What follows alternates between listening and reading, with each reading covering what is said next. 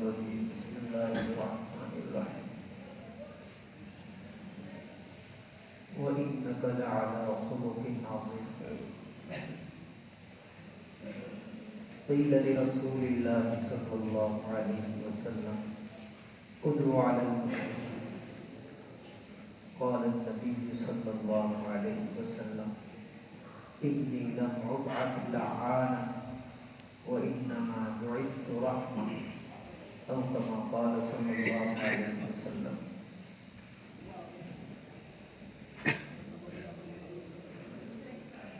گزشتہ جمعہ میں آپ علیہ السلام کی حسن معاشرت میں سے چند چیزیں آپ حضرات کے سامنے آئی تھی. آخری چیز جو آئی تھی وہ یہ تھی کہ آپ علیہ السلام بہت زیادہ خاموش رہنے والے تھے. وکان رسول اللہ صلی اللہ علیہ وسلم طویل الصوت، بہت زیادہ خاموش رہتے تھے.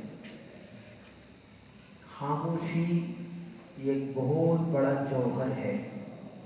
اسی کے ذریعے سے آدمی بہت اونچے اونچے مراتب حاصل کر سکتا ہے، اور یہ ہمارے بزرگوں کا شیوا ہے. جب بھی ان کے ساتھ آدمی بیٹھتا ہے یا ان کے ساتھ رہتا ہے تب پتہ چلتا ہے کہ وہ اتنا ہی بولتے ہیں جتنی ضرورت ہے. حضرت ابن عمر رضی اللہ عنہ کے ساتھ ایک تابعی نے یا ایک صحابی نے سفر کیا مکہ سے مدینہ کا. آپ حضرات جانتے ہیں کہ مکہ اور مدینہ کے درمیان تقریباً 500 کلومیٹر کا فاصلہ ہے. کہتے ہیں کہ اس کے درمیان میں میرے ساتھ ایک ہی مرتبہ بات کی. 500 کلومیٹر کے سفر میں صرف ایک مرتبہ بات کی، وہ بھی ان کے پوچھنے پر. حضرت ابن عمر رضی اللہ عنہ اشد اتباعا واقتداءا بنبی صلی اللہ علیہ وسلم، ان کے بارے میں مشہور ہیں کہ یہ آپ علیہ السلام کی بہت زیادہ ابتدا کرنے والے ہیں. اسی سے اندازہ لگائیے کہ جب آپ کے صحابی کا یہ حال ہے تو آپ کا کیا حال ہوگا. اس لیے بہت زیادہ خاموش رہنا. حدیث میں بھی ہے قل الخیر واللہ فاصمت، کہو تو حق اور سچ بات کہو ورنہ خاموش رہو. اور عربی کا ایک مقولہ ہے البلاء معلق بالمنطق، مصیبتیں آفتیں اور پریشانیاں یہ بولنے کے ساتھ جڑی ہوئی ہیں. آدمی بولتا ہے پھر مصیبتوں میں شکار ہو جاتا ہے. فضائل صدقات میں حضرت شیخ نے ایک نہیں کئی احادیث اس طرح کی جمع کی ہیں جس میں یہ بتایا گیا ہے کہ آدمی ایسا بول ہرگز نہ بولے جس کے بعد اس کو کرنا نہ پڑے. اس لیے اس صفت کو بہت زیادہ اختیار کرنے کی ضرورت ہے.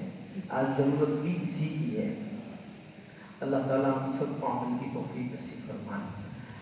آگے وہ ہمارے خطبے میں ایک جملہ ہے، ایک حدیث ہے حضرت انس رضی اللہ عنہ کی. حضرت انس رضی اللہ عنہ فرماتے ہیں کہ میں حضور اکرم صلی اللہ علیہ وسلم کی خدمت اقدس میں 10 سال رہا. یعنی میں نے 10 سال آپ علیہ السلام کی خدمت کی، لیکن کبھی بھی آپ علیہ السلام نے یہ نہیں فرمایا لما صنع ولا اللہ صنع. آپ نے یہ فرمایا ایسا کیوں کیا، یہ آپ نے کبھی نہیں فرمایا. اور ایسا کیوں نہیں کیا، ایسا بھی آپ نے نہیں فرمایا. اور ایسا کیوں کیا، جیسے عام طور سے خدمت کرنے والوں پر آدمی برس جاتا ہے تو اناپ شناپ لفظ بول دیتا ہے، کبھی کبھی مارنے تک کی نوبت آ جاتی ہے. وہ حدیث پہلے ہی گزر چکی ہے کہ آپ علیہ السلام نے اپنی زندگی میں کبھی بھی کسی کو بھی نہیں مارا، نہ عورت کو، نہ کسی خادم کو، نہ بچے کو، کبھی بھی کسی کو نہیں مارا. ہاں، جہاد فی سبیل اللہ میں آپ علیہ السلام سے ایک کافر کو جہنم تک پہنچانے کا ثبوت ملتا ہے. ابی بن خلف، جس کو آپ نے یہاں اس کی یہاں گردن پر نیزہ مارا تھا، واقعہ ہم سب جانتے ہیں. باقی آپ علیہ السلام نے کبھی کسی کو نہیں مارا. مارنا دور کی بات ہے، آپ نے کبھی کسی کو ڈانٹا تک نہیں.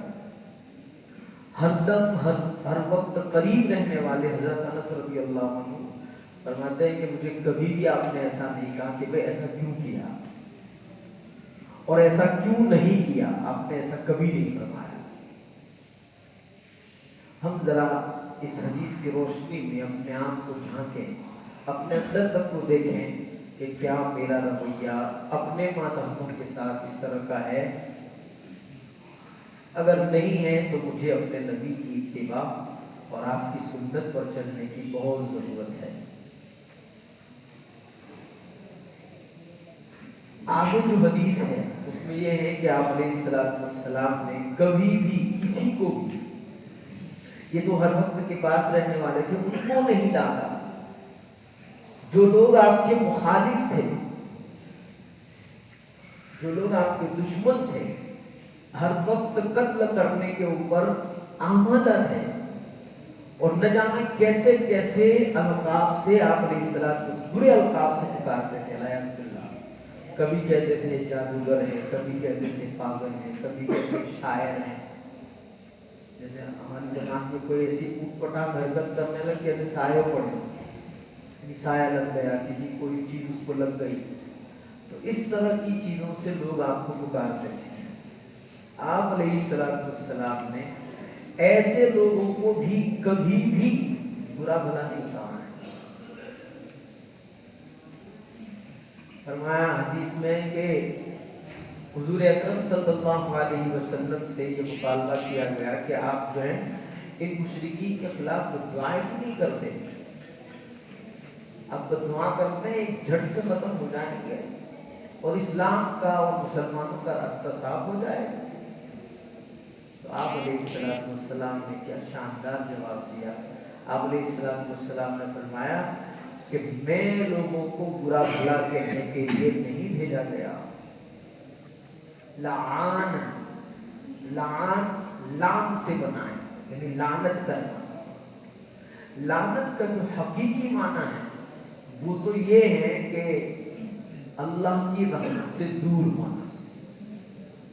یعنی اگر میں ان کو کوئی چیز ایسی لعنت کی کہوں تو یہ تو اللہ کی رحمت سے دور ہو جانا، جبکہ اللہ نے مجھے رحمت بنا کے بھیجا ہے. اور جب یہ رحمت سے دور ہو جائیں گے تو میں ان کو خیر کے راستے سے روکنے والا بن جاؤں گا. اس لیے آپ علیہ السلام نے کبھی بھی کسی پر بھی لعنت کے الفاظ استعمال نہیں کیے. ہم پتیوں کا حال دیکھیے. آپ علیہ السلام نے معراج کے سفر کے واپسی پر آپ نے فرمایا کہ میں نے جہنم کو دیکھا تو اس میں جو سب سے زیادہ داخل ہونے والے کوئی تھے تو وہ عورتیں تھیں. یہ عورتوں کے مجمع میں آپ نے فرمایا. ایک مطلب آپ علیہ السلام نے عیدگاہ میں عید کے دن میں خطبہ دیا اور عورتوں کی طرف سے بھی درخواست ہوئی کہ ہم نے بھی کچھ نصیحت کی باتیں کہہ دو. تو آپ علیہ السلام نے ان کو بھی واعظ فرمایا. اس واعظ میں آپ علیہ السلام نے فرمایا کہ میں نے جہنم کو دیکھا کہ اس میں بہت زیادہ جو کثرت سے جو لوگ اندر جا رہے ہیں وہ عورتیں. اس زمانے کی عورتیں تو بہت اللہ کا خوف رکھنے والی تھی، خشیت الہی سے دل معمور تھے، بھرے ہوئے تھے. فوراً پوچھا کہ اللہ کے رسول یہ بتائیے کہ ایسا کون سا گناہ ہے جس کی وجہ سے ہم لوگ بہت زیادہ جہنم میں جا رہے ہیں. تو آپ علیہ السلام نے فرمایا کہ 2 گناہ تم سے ہو رہے ہیں جن کی وجہ سے بہت زیادہ تمہاری تعداد کثرت سے جہنم میں جا رہی ہے. ایک فرمایا تکثرن اللعن، کہ تم لعن تان کے لفظ بہت زیادہ بولتی ہو. عورتوں کو دیکھو وہ برا بھلا بہت کہتی ہیں، یہاں تک کہ اپنی سگی سنتان کو، اپنی سگی اولاد کو بھی ایسے ایسے لفظ بولتی ہیں کہ پھر جب وہ لفظ حقیقت بن جاتے ہیں تو پھر روتی پھرتی ہے. اب تو چونکہ وہ لفظ چلے گئے، بہت زیادہ سننے میں نہیں آتے. دارو جنازہ ہے، دارو ایکسیڈنٹ تھا ہے، तुम मरू, हूँ तारू मोना जो, तुम मरू मोना जो, इस तरह के अल्फाज बहुत गंदे अल्फाज हैं।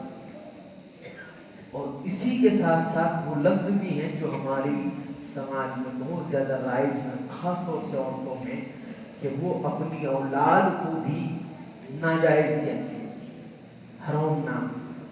ये एक लफ्ज है, इसका मतलब वो नहीं समझती, वो पागल है भी जो नहीं समझती। इसका मतलब ये है कि वो खुद अपने आप को गंदा साबित कर रही है।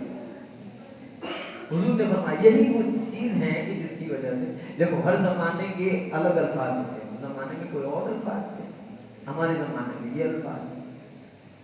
और गालियां बहुत देती है औरतें, बात बात में गाली, पड़ोसी के साथ थोड़ी उल्टा ऐसी अपन हो गई तो उसे गालियां देना शुरू। औलाद मानती नहीं कोई चीज तो उस पर बरसना शुरू हो जाती है। शौहर ने कोई चीज, चांदी की चीज जो थी वो उसे चाहिए थी, वो नहीं दी, शौहर को बुरा भला कहना शुरू कर दिया, तो उससे दल्ला। और दूसरी चीज ये बताई कि तकफुर कि तुम अपने शौहरों की नाशुक्री करती हो। इन दो गुनाहों की वजह से तुम जहन्नम में बहुत ज्यादा जाते। देखो ये औरतों के लिए हम, अगर मैं किसी को बुरा भला कहने लग जाऊं तो सारे लोग तो जहन्नम में चले जाएंगे, जबकि मैं आया हूं इसलिए ताकि सारी उम्मत को लेकर जन्नत में चला जाए। तो मैं कैसे लानत कर सकता हूं? तो फिर आप अलैहिस्सलाम से उन औरतों ने पूछा कि इससे बचाव का जरिया क्या है? तो उन्होंने कहा कि गुनाहों को छोड़ दें और अल्लाह के नाम पर बहुत ज्यादा सदका करो। रिवायतों में आता है कि उसके बाद हज़रत बिलाल रज़ी अल्लाह अन्हु अपना रुमाल बिछा के खड़े हो गए। और औरतें उस जमाने की ऐसी दिल वाली औरतें थी, कोई अपनी जो है ये मतलब बालियां निकाल के दे रही है सोने की, कोई अपनी नथनी दे रही है, कोई अपनी पाजेब दे रही है, कोई अपनी कंगन दे रही है, पूरा रुमाल भर गया सोने चांदी, इतना ज्यादा सदका किया।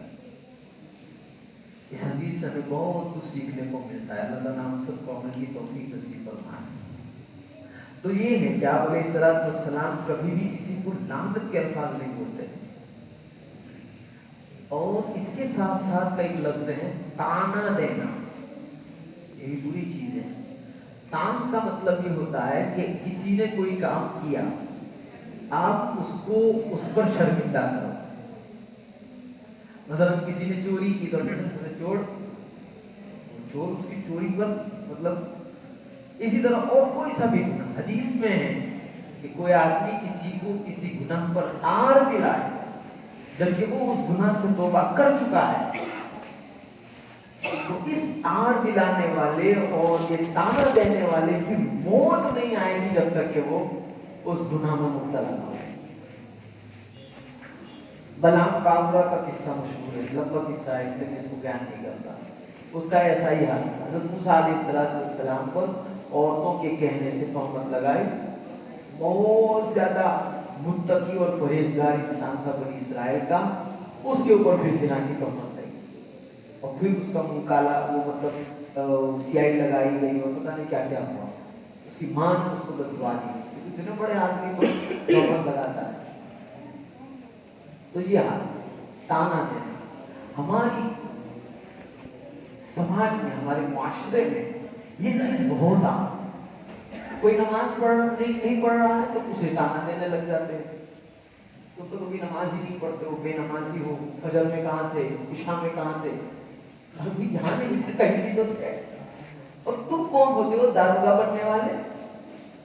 जबकि नबी अलैहिस्सलाम से कहा गया मा अंत अलैहिम बिमुसैतिर लस्त अलैहिम बिमुसैतिर, आप निगरान नहीं है किसी के कि भाई आपने ये क्यों नहीं किया, ये क्यों नहीं किया, ऐसे पूछने वाले आप नहीं है जब हुजूर से कहा जा रहा है।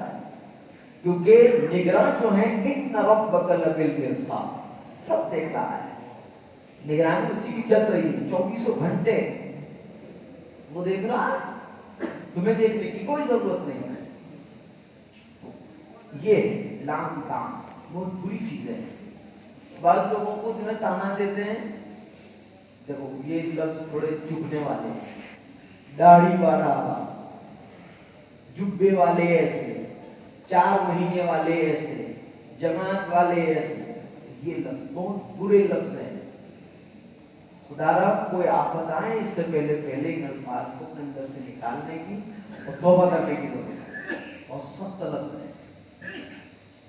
میں نے ابھی کہا جو کسی کو آر دلائے گا کسی گناہ پر وہ اس میں مبتلا ہوگا. اس لیے ان چیزوں سے بچنے کی ضرورت ہے. اور آخر میں جو ایک شہید ہے اس کا ترجمہ کر دیتا ہوں کہ آپ علیہ السلام بہت زیادہ حیا کرنے والے شرمیلے تھے. اس جو ہے نوجوان لڑکی سے بھی زیادہ جو اپنے پردے میں بھی شرماتی ہے. اشد حیاء من الازراء فی خدرها، اس سے بہت زیادہ شرمیلے تھے. آپ علیہ السلام کے اندر حیا ٹوٹ ٹوٹ کے بھری ہوئی تھی. ہاں آپ علیہ السلام کو کوئی چیز ناگوار لگتی تھی تو چہرے پر اس کے اثرات ظاہر ہو جاتے تھے. صحابہ سمجھ جاتے تھے کہ یہ چیز آپ کو بری لگتی ہے. اس کے ایک دن کے واقعات آپ نے جو ہے حکایت صحابہ میں دیکھے ہوں گے کہ وہ ایک صحابی نے قبہ بنایا تھا. آپ نے پوچھا کس کا ہے؟ انہوں نے توڑ دیا کیونکہ آپ کی ناراضگی ظاہر ہونے کو لگی. کسی کے بال دیکھے، کسی کی یہاں بٹن کھلا دیکھا، پتہ نہیں اور بھی چیزیں دیکھی، کسی کی چادر دیکھی تو اس کے متعلق بات فرمائی. صحابی سمجھ گئے کہ اس سے آپ علیہ السلام کی ناراضگی ٹپک رہی ہے. تو یہ وہ اس نے معاشرت پر جو خطبہ جو ہم کئی دنوں سے پڑھتے ہیں اس کا خلاصہ آپ حضرات کے سامنے ہوا. دعا کرتے ہیں کہ اللہ تعالیٰ ہم سب کو اس پر عمل کرنے کے لیے